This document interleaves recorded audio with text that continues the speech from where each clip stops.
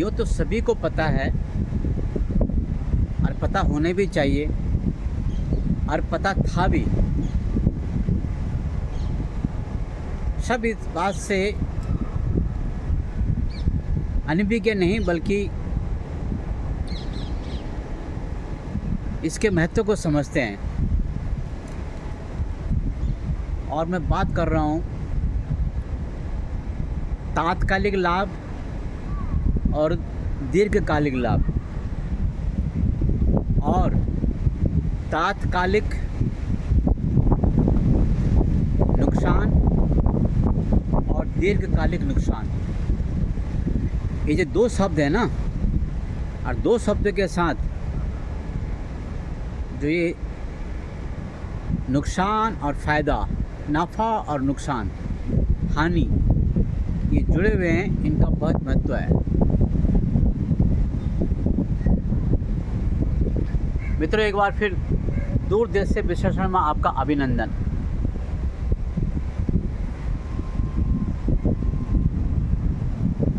कभी आप लोग सोचते हैं या हमारा समाज सोचता है कि हम जिस प्रकृति में रह रहे हैं, जिस धरती पे हम रह रहे हैं, जिस भूखंड में आप रह रहे हैं, क्या उसकी सीमा बढ़ रही है या उस परिसर में, इस भूखंड में जो जड़ी बूटी, वनस्पति, पेड़ पौधे, क्या इनकी संख्या बढ़ रही है? हाँ, हम और आप तो यही चाहते हैं कि इनकी संख्या बढ़े और जिस धरती पर हम रह रहे हैं उसकी सीमा भी बढ़े। क्या ये संभव है? कुछ हद तक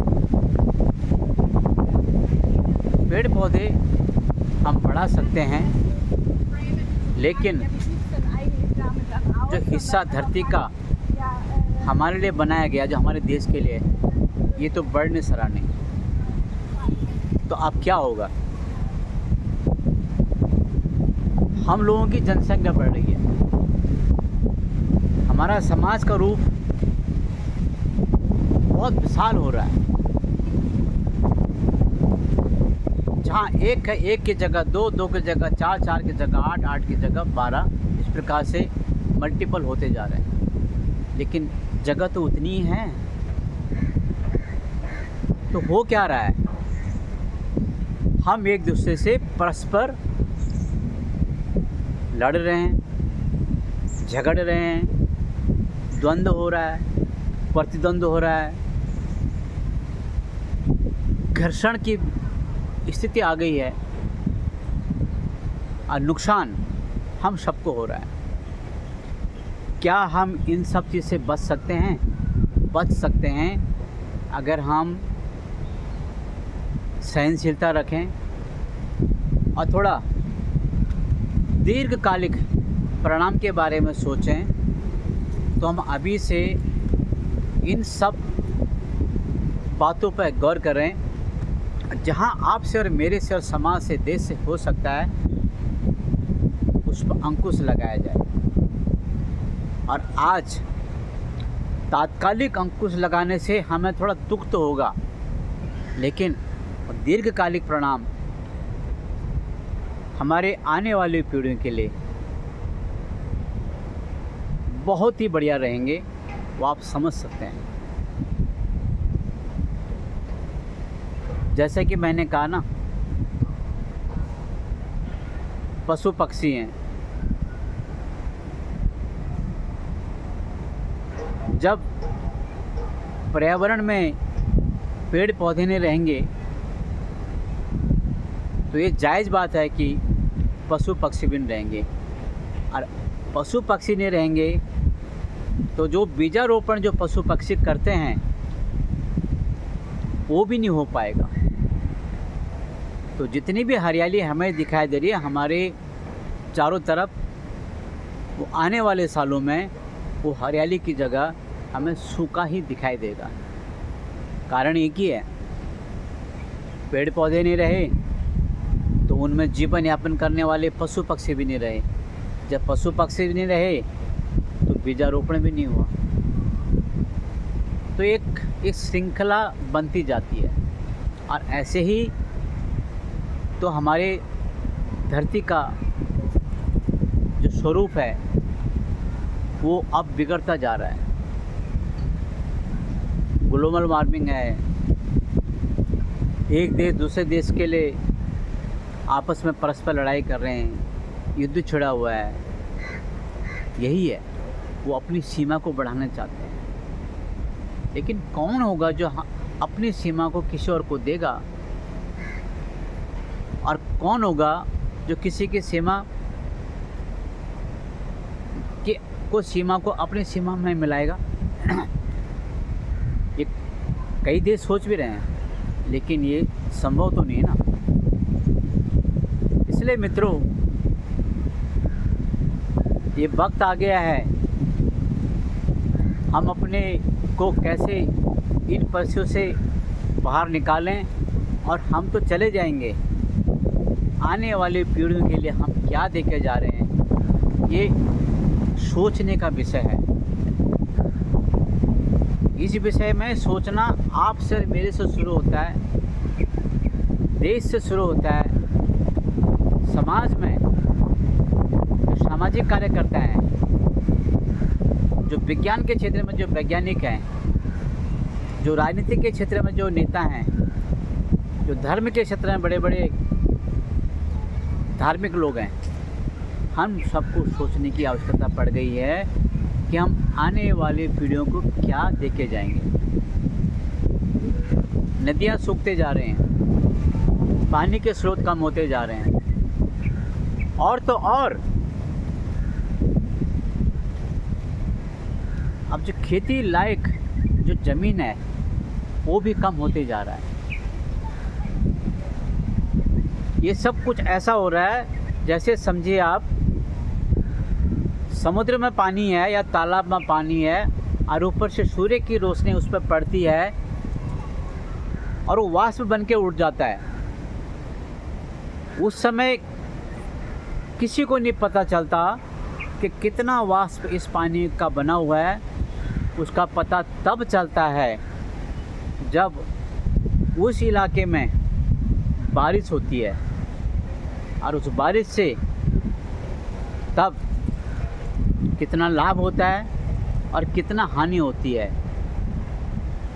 वो बाद में पता चलता है। ऐसे ही कुछ समझ लीजिए, अभी हम जो प्रकृति का दोहन कर रहे हैं, जब भी हम प्रकृति के साथ अन्याय कर रहे हैं, ये शायद इसका हमें एहसास नहीं है। जब इसके दूरगामी परिणाम आने वाले वर्षों में मिलेंगे, वो हमारे आने वाले संतानों को, तब कैसा मंजर होगा ये आप कल्पना भी नहीं कर सकते।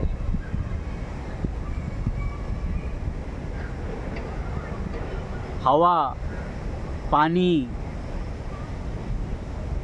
जमीन,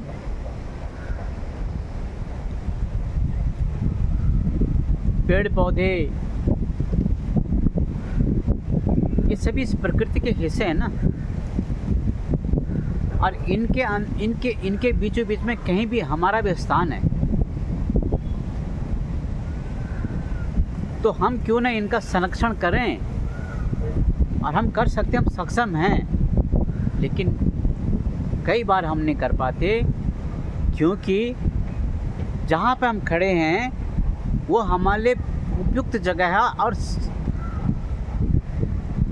ठीक ठाक भी है, लेकिन हम एक कदम और बढ़ाना आगे चाहते हैं कि नहीं, वो ज़मीन भी मेरी हो जाए, ये भी मेरा हो जाए।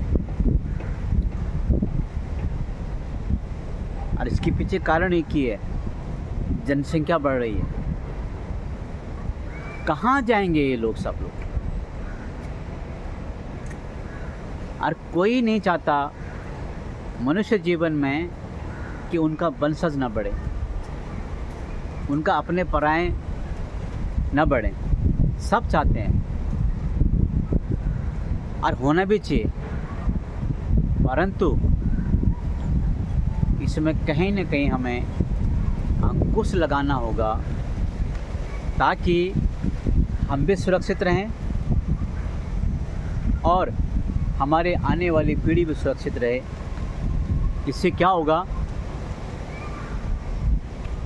आपस में हम लोगों में जो मानव समाज है उसमें बैर नहीं होगा, उसमें एक दूसरे के प्रति हीन भावना नहीं आएगी।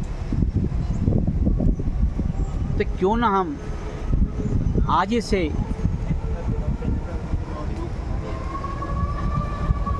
इन बातों पर गौर करें और प्रयास करें कि कैसे न कैसे हम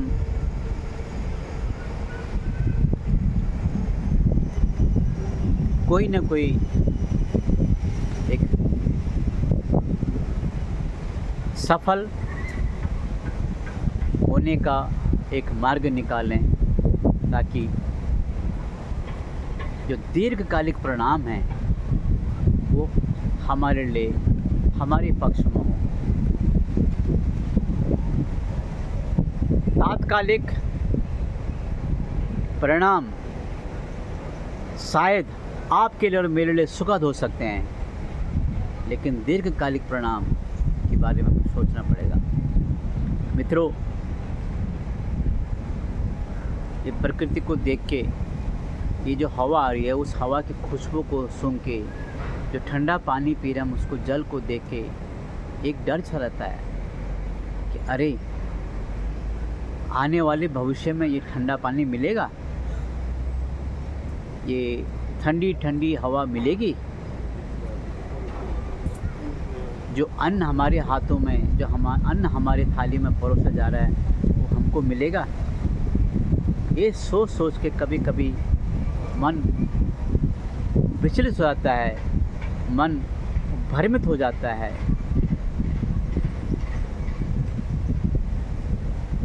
तो मैं पूरे विश्व से, पूरे विश्व के सरकारों से, पूरे विश्व के मानव सभ्यता से करबद्ध प्रार्थना करता हूँ कि आने वाले कल का विनाश मत कीजिए, साथ ही साथ वर्तमान को भी सुधारिए। आज भी जो फल है उस फल को भी चखिए, लेकिन उसका स्वाद अच्छा होना चाहिए। और जो कल आने वाले हैं जिनको आप देख के जा रहे हैं, उनको भी फल का स्वाद अच्छा लगे, न कि कड़वा लगे। मित्रों, आज के विश्लेषण में इतना ही। फिर मिलते हैं कल नए विश्लेषण में, नए विषय पर चर्चा करेंगे। हाँ, पेड़ की तरह अडिग रहिए, न धूप की चिंता, न बारिश की चिंता। सूख जाएगा, किसी को शिकायत नहीं। ज़्यादा पानी गिरेगा, गीला हो जाएगा, किसी को शिकायत नहीं। ज़रूर हमें कुछ सीखना चाहिए। नमस्कार।